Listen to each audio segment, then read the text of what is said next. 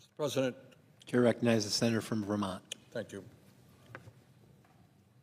We live in difficult times, in times where people throughout our country are experiencing a great deal of anxiety for a number of reasons.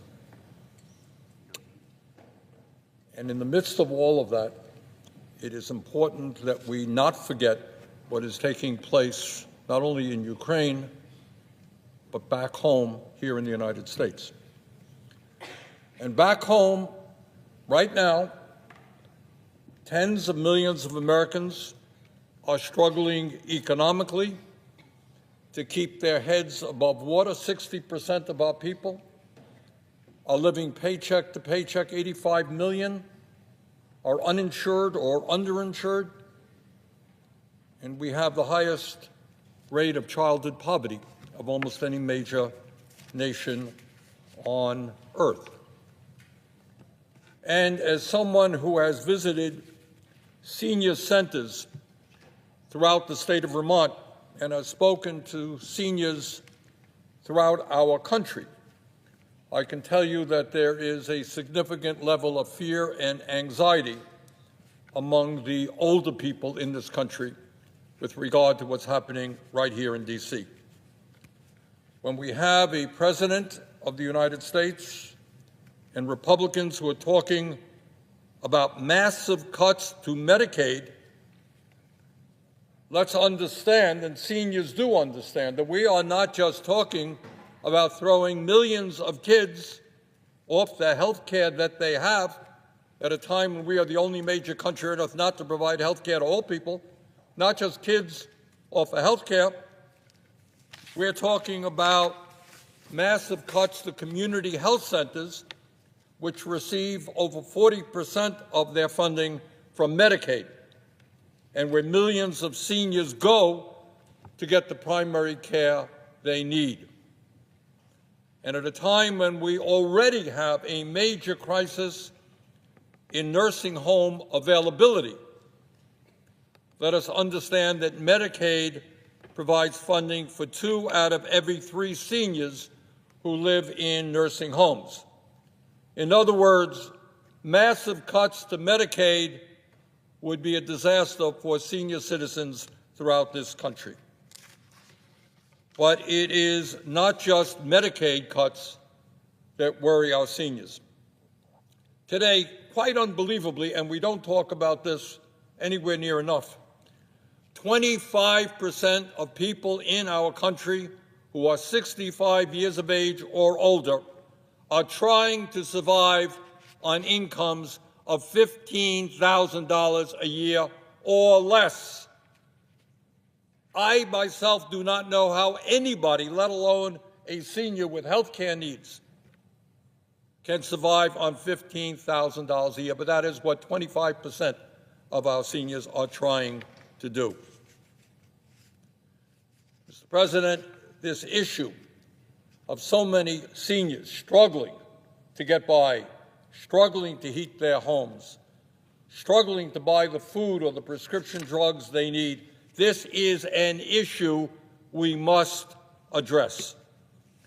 And it is a crisis that is unacceptable in the richest country in the history of the world. And that is why, Mr. President, I am proud to tell you that within the next several weeks, I, along with a number of co-sponsors, will be introducing legislation that expands Social Security benefits and extends the solvency of Social Security for decades.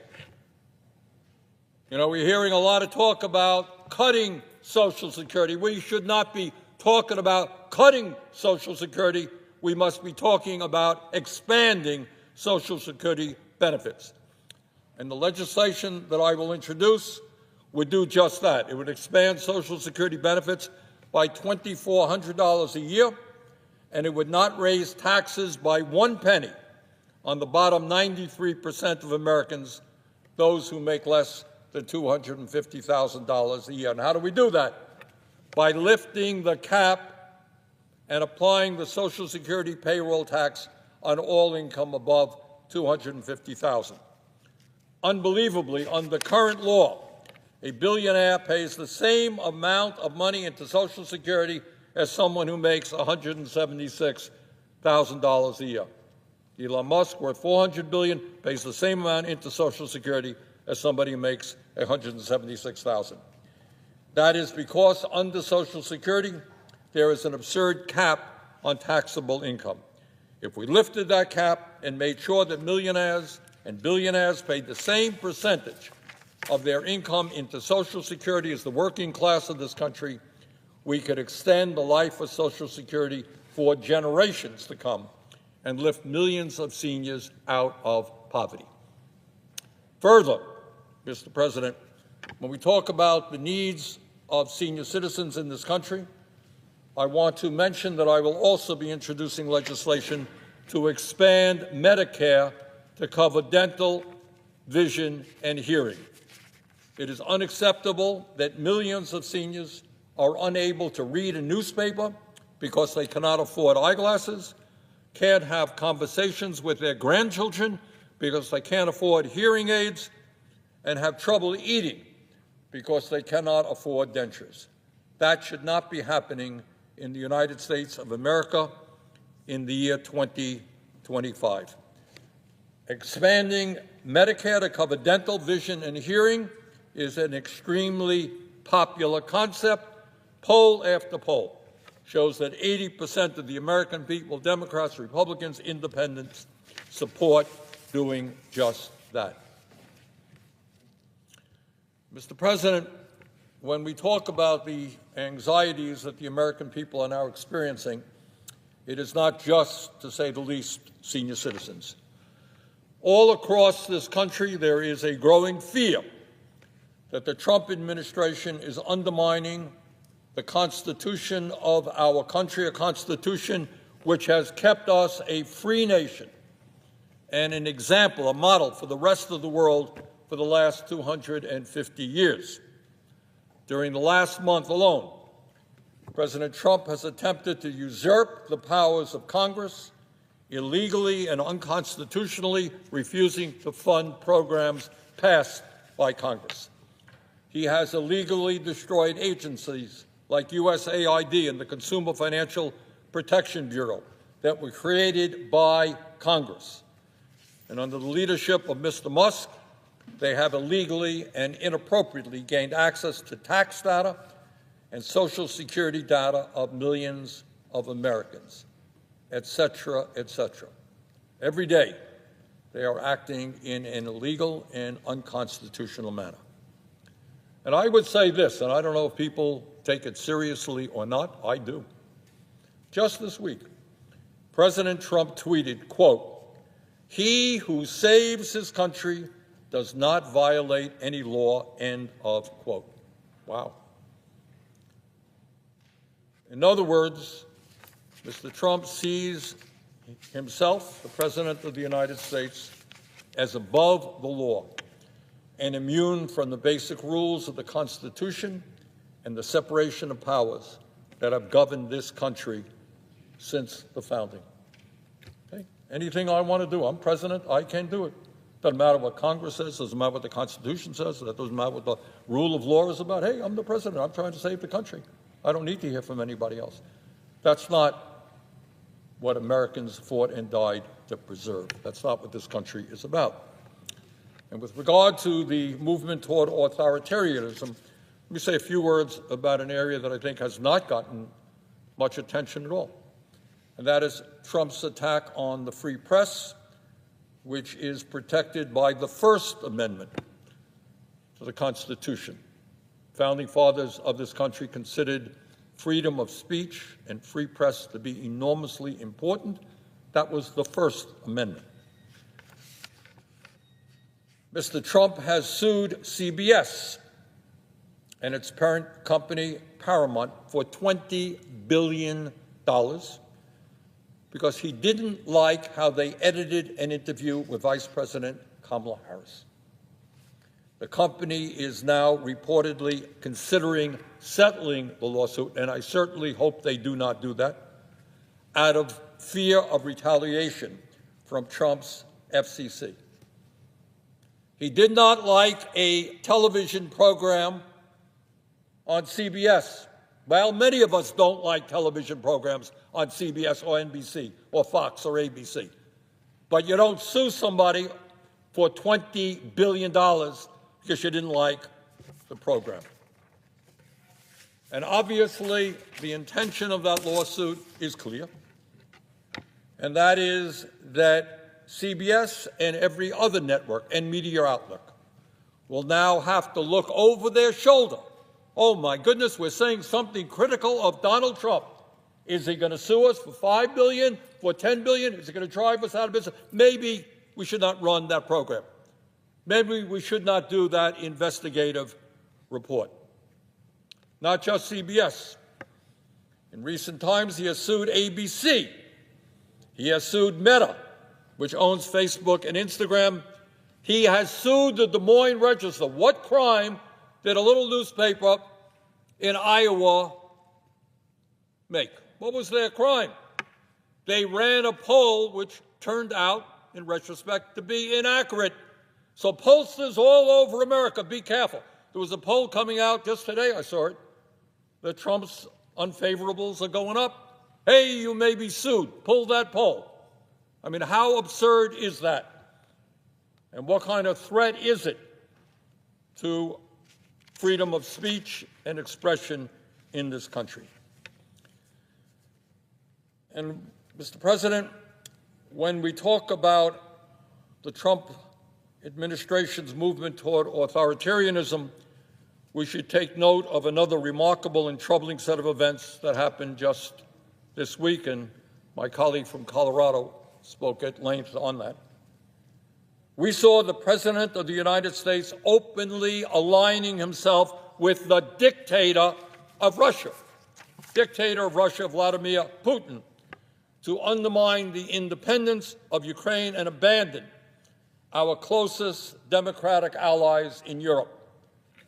Trump made it clear that he sees one of the world's most brutal dictators as his pal, and our longtime democratic allies as his enemies. It appears that Mr. Trump wants a world that is safe for authoritarians and oligarchs, but dangerous and unstable for democracies. And when we talk about authoritarianism, we have got to mention the growing phenomenon in this country of the big lie. The big lie. Say something that is blatantly untrue, repeat it over and over again, and then blast that lie out on social media until people actually believe it. And let me mention one of the very big lies that Trump said recently regarding the war in Ukraine. Earlier this week, the President said that Ukraine started the war. Trump said that Ukraine started the war. Really? That is, as I hope every member of the Senate knows, an absolute lie. Russia invaded Ukraine twice, first in 2014 and then again on February 24th, 2022. And on that date, February 24th, 2022, Putin's tanks and troops rolled into Ukraine. And on that day, Russian aircraft began bombing targets all over Ukraine. Russia started the war, period, end of discussion. Trump is lying. Since Putin's invasion, over 1 million people have been killed or injured every single day. Russia continues to rain down hundreds of missiles and drones in Ukrainian cities. Putin's forces have massacred civilians and kidnapped thousands of Ukrainian children, bringing them back to Russian re-education camps. These atrocities led the International Criminal Court to issue an arrest warrant for Vladimir Putin in 2023 as a war criminal. Further, Trump called Ukrainian President Zelensky, not Putin, but Zelensky, a dictator. And that obviously is not true either. Zelensky won 75% of the vote in free elections, and in the midst of a brutal war, Ukraine's parliament continues to function and open and unfettered political debate takes place.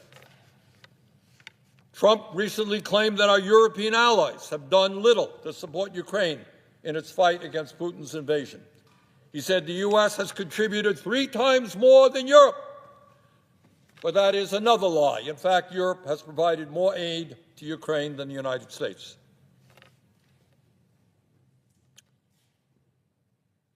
But it's not just that Trump is lying again. That is not new. It's what this all reveals about where we want to take our country and where we want the world to be moving, what direction. Trump is cozying up to Vladimir Putin. So who is Putin? And what kind of world does Putin want to build? Putin is a dictator who crushed Russia's movement toward democracy after the end of the Cold War. Russia now holds sham elections where Putin wins 90% of the vote, and authorities there do not even try to hide their ballot stuffing. There is no freedom of speech or free media in Putin's Russia. Protests are violently suppressed. Tens of thousands of people are in prison for protesting Putin's invasion of Ukraine. Political dissidents are harassed or thrown into jail. The bravest, people like Alexei Navalny, are killed outright. Hundreds of thousands of Russians have fled Putin's Russia since his invasion of Ukraine. That, Mr. President, is the Russian leader that Donald Trump admires. But, Mr. President, my Republican colleagues know all of this. And what is particularly disturbing to me, and I believe the American people, is my colleagues, my Republican colleagues, understand and know that Trump is lying. They know that Russia started the war, not Ukraine. They know that Putin is a dictator, not Zelensky. But their silence has been overwhelming on this issue. I cannot tell you how many times I have sat here on the floor and I have listened to my Republican colleagues come to the Senate to condemn Vladimir Putin and his brutal invasion of Ukraine. And many of their remarks were right on the money, they were perceptive, and they were right. And my simple question to my Republican colleagues right now is, where are you now? Last I heard, Mr. President, this is still a democracy. Last I heard, we are still allowed to disagree with the President of the United States, even if he is a member of your own party. Last I heard, we are allowed to call out the President when he lies, blatantly lies, even if he is a member of our own party. And what really bothers me is I know that many of my Republican colleagues understand all of this. And I just want to give you an example of what is going on right now. Let me just quote a few of my Republican colleagues in statements they have made since Putin's invasion of Ukraine. These are Republican members of the United States Senate. And I'm not going to mention names right now. Don't want to embarrass anybody, put anybody on the spot. But these are quotes.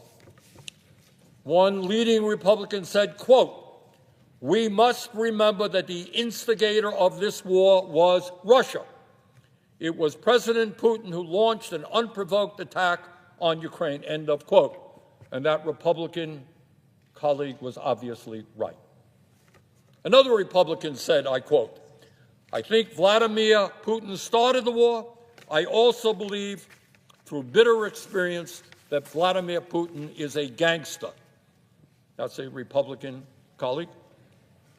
A third Republican colleague said, quote, "There is no equivalency between Vladimir Putin and President Zelensky. President Putin is evil and he has to be stopped," end quote. Fourth Republican, and this is just a few of the quotes. I could probably come up with dozens of quotes. Fourth Republican said, when the war began, quote, "Today's invasion of Ukraine by Russia is a premeditated and flagrant act of war. Putin has violated the border of a sovereign country." And that senator later said, "Anyone who is surprised by Putin's deadly attack on a sovereign nation has not been paying attention. These are the actions of a madman," end of quote. And just recently, that very same senator said, quote, "Putin is not going to stop with Ukraine. If we abandon Ukraine and throw in the towel, as some would like us to do, that is going to drastically change how people view the United States and how people rely on the United States, and there will be major consequences," end of quote. And a fifth Republican colleague here in the Senate called Putin a quote-unquote thug and compared him to Hitler. He said, quote, "Vladimir Putin is not a legitimate leader. He is a war criminal that needs to be dealt with," end of quote. That is what my Republican colleagues have said time and time again. And the question is now, do you have the courage to continue telling the truth when the President of the United States is lying? This is an extraordinarily pivotal moment in American history. And all of us must have the courage to stand up for truth, to stand up for democracy, to oppose authoritarianism. This is the moment. Thank you, Mr. President. I yield.